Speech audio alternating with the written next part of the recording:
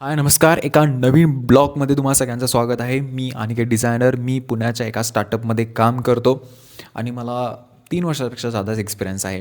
So आजच्या दिवसभराच्या घडामोडीमध्ये काही गोष्टी शिकण्यासारख्या होत्या. काही गोष्टीचा एक्सपिरियन्ससुद्धा आला.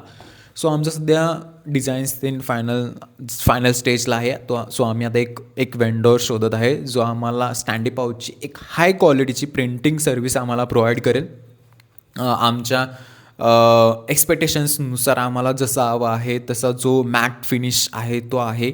सो याचं आमचं सर्चिंग आहे. सो दिवसभरामध्ये काही डिझाईन्स आम्ही म्हणजे जे वेंडर आम्हाला हवे होते त्यांच्याशी आम्ही डिस्कशन चालू होतं. सो मीटिंग्स घेणे, त्यांच्याशी बोलणे, त्यांना डिझाईन्स पाठवणे, सो त्यांच्याकडनं कोटेशन घेणे, आमच्या सिनियर सरांशी डिस्कशन करणं.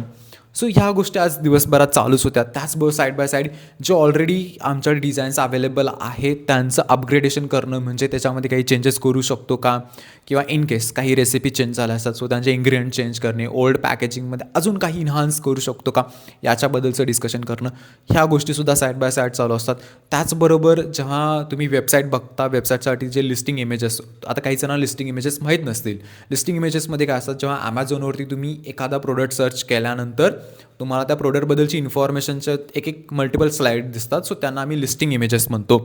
सो ते तयार करणं, कारण का ऑलरेडी आमच्याकडे काही पॅकेजिंग्स आहेत डिझाईन्स झालेले, सो त्यांचे लिस्टिंग इमेजेस तयार करणे. कारण की कसं होतं, काही वेळा लिस्टिंग इमेजेसमध्ये मॉकअप चेंजेस होतात किंवा काही वेळा डिझाईन चेंजेस होतात. सो त्यांचे पुन्हा एकदा लिस्टिंग इमेजेस बनावे लागतात.